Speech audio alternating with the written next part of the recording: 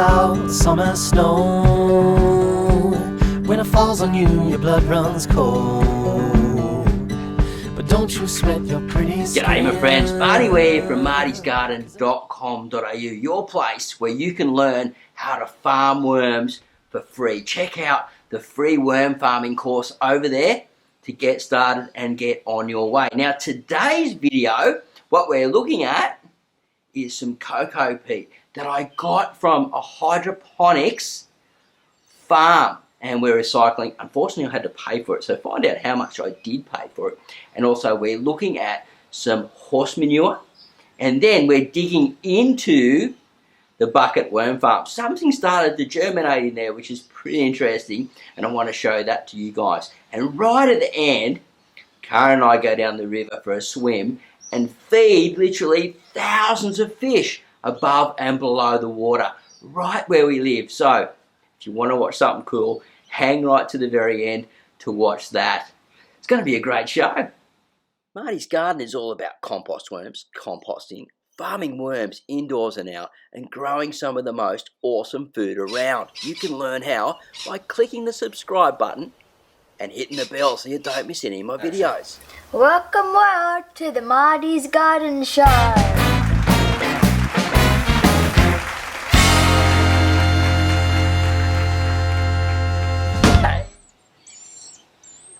Alright, so today's video is really different because you don't see this very often. This is recycled peat coming out from a hydroponic tomato farm that's about 20-minute drive away from where I live. And you can see all the root fibres and everything through it. And I have trialled this before outside in my windrows, so the Outdoor Urban Worm Farm project. If you haven't seen any of those videos, you go and check them out. Some pretty good videos in there teaching you about outdoor worm farming. I know you said worm farming, that's not a word, is it, Karen? No. So I'm just breaking this all up just because there's lots of roots and fibres in here from the tomato plant. Now generally what they do is with hydroponic farming is they flush it out with as much water as they can to remove all the salts out of there because they want to save the money from the salts and get as much as they can into the tomato plants because it's all about, you know, farming and making production and profit. It's all about keeping costs low. So I'm hoping that they've done that and there isn't a lot of salt left. Now this has been sitting outside probably for months. You can see how well the plastic's been sort of like dehydrated. Now, I'm not getting my words right, I was going to say dehydrated, but it's actually like starting to break down. So what we're doing is, these cost me about $2, $3. If you buy 20, you get them for $3. Now, really, they should be just giving it away for free, right? It's like a byproduct. But they sell it, and this makes a really cheap worm bedding, right? If you've got a hydroponic farm around near you, and you can get it from them for free, then the worms do really like it. And as I said, I've trialled it before, and they get into this material and eat all these roots and things. Now, in cocoa peat, there isn't a lot of nutrition, but it does make an excellent bedding, and it does hold a lot of moisture. So when you add anything else to it, it becomes a really good medium. And like, there's 20 litres here in each one. I've got 2, and I'll be able to make a lot of worm bedding out of this. But what am I going to add to the worm bedding? Now, this is another thing to make it more nutritious. Well, not far from this farm is also a place where they have horse poo. And the problem with horse manure is they use worming material. And look, I'm not an expert on how long it takes. I've been told that it can take months, and then I've been told it can take hours for that worm medicine to actually leave the manure. So I don't really know, but I did ring up a worm farmer who's been worm farming for about 30 years, and he said just get a handful of this and put it in with a small amount of worms and just trial it. So because I'm possibly going to be buying this $2.50 a bag from not too far, 10 minutes drive from where I am, I may be putting it into some worm farms, and we really want to trial it and see how long it takes. So I've got this bucket worm farm here at the moment, and There's about 100 worms in here.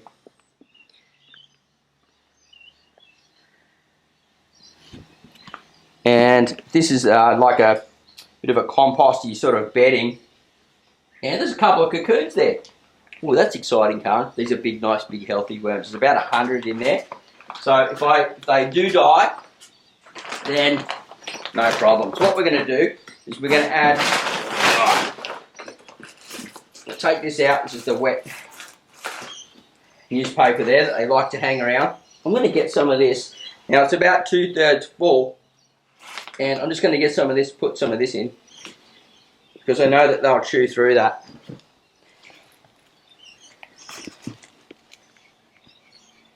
And then I'm going to get some handfuls of this horse manure and just put this through.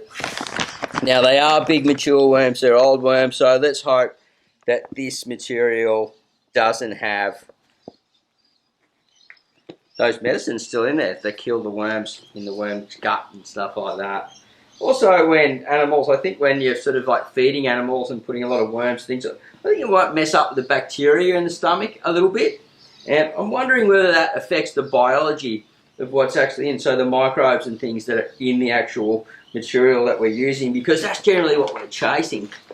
But you can't always have everything perfect in life, can you? And some of this feels dry, some of it feels a bit moist. Now, if it is okay, the worms are really going to hook into this really hard, and they are just going to love it. So I'm going to put about half a dozen handfuls in, and then I'll cover it over with this wet newspaper again. It's fairly moist. I might actually just get a little spray bottle. We'll give that a bit of a spray. Now this is dechlorinated water here, so I'm just going to give that a bit of a spray. It's been sitting for about 24 hours, this water, with the cap off to let the oxygen take the chlorine out of it, dissipate out of it. When you shake it up, you can smell the chlorine, so if you do that and you shake it up and smell the chlorine, you know there's still chlorine in there. I'm just wondering if my daughter's concentrating on the camera there. How you going on the camera, Karen? Good.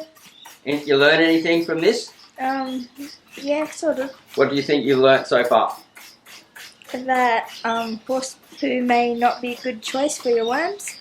Yeah, it would be a good choice. We just don't know how long we let it sit for without testing it, because it has the worm medicine in there that can kill worms, and it will kill the compost worms, because it's designed to kill the worms in the gut for the horses and the animals. So that's feeling pretty moist now, and I can always come back down and wet that, check that later and wet it a bit more and watch if the worms are moving through it, because they'll come up the top to the newspaper where the moisture is trapped, because I'll wet them, make sure this is nice and moist.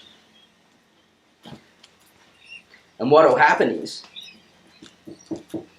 I'll know what's going on. So we're going to come back in a week or two and have a look at these and see what's going on. Now, stay on for the video, because we've got something pretty exciting. Karen and I went down to the river and fed some fish down there, a type of bream, and they're just thick. Did you enjoy filming the fish down there today, Karen? Or the other day? It was okay. Yeah, okay, cool. All right, so I think that's it. Oh, there's one more thing. Before you go and check out the fish, I want to show you, I'm going to bring the bucket over here. I want to show you something. Oh, this is heavy. So if Karen brings the camera around. I've been stumbling on my words a bit today, guys. I'm a little bit tired. I've been working since the morning. What do you reckon that is, Karen? Sunflower? That is actually corn that came from your school, from the agricultural section. Mate, my school. Yeah, you bought it from school. Remember the agricultural section you bought? And oh, they just snapped off. Oh, good morning, Dad. But there's a corner of the cob growing in it. It's down really deep. And look at it. Some of the worms around it and all the corn sprouting. They love eating corn. So I think once it starts sort of rotting a bit more, they will go around that. But there's a lot more food in it. I'm not worried about them. Oi. Well, they're not going to grow. Okay. We could have probably grown them, but I just need to wet that down a bit more. and I've released a whole lot of new worms in there. It feels a little bit dry, so we'll sort that worm farm out, the bucket worm farm. But I just want to show you that was down really deep, and it also had to penetrate up through that cloth. Pretty crazy, eh? How strong corn is to grow, and it goes to show. That's why they've been growing it for centuries all around the place. Alright, so enjoy the rest of the video and watch the fish being fed down the river. We're down the river to feed some fish? Yeah. What fish are we going to feed? Brim, maybe some, what's it called again, Dad? Mullet. Some mullet. Yeah, sometimes there's some mullet down there, and this is where we feed the fish.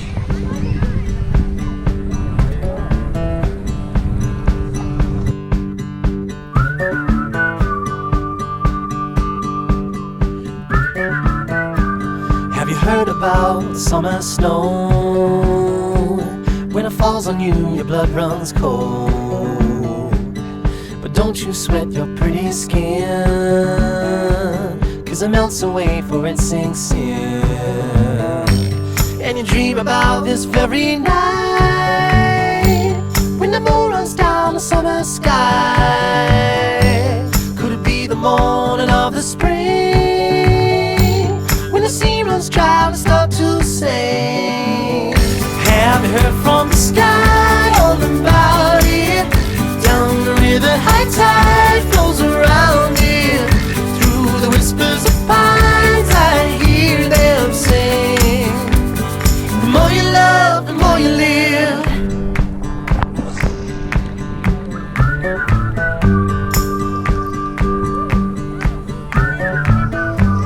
Do you ever feel like going back, when nothing seemed to be a drag? You read until your legs gave way, then you cried and got back up again. And it's real to think that I could fly across a broken bridge in the fading light. Never thought ahead of my 2 feet, never had a care in the world, you see. Have you heard from the sky all about it? Down the river, high tide flows around it. Through the whispers of pines, I hear them sing. The more you love, the more you live. Alright, just throw that out. I'm going to film you feeding them.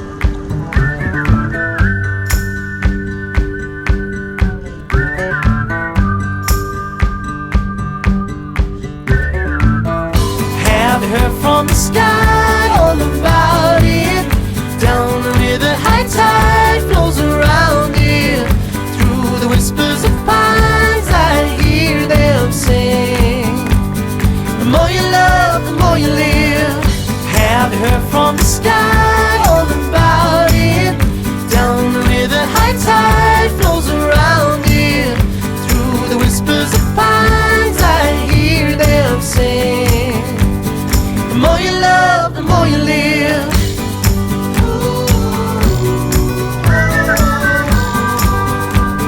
The more you love, the more you live.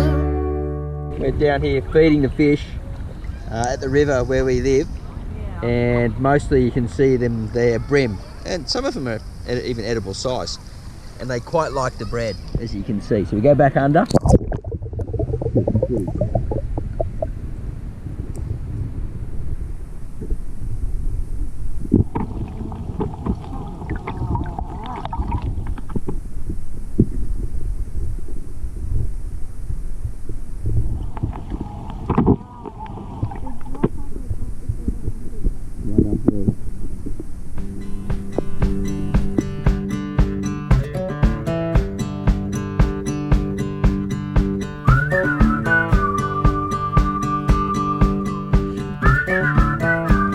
Have you heard about summer snow?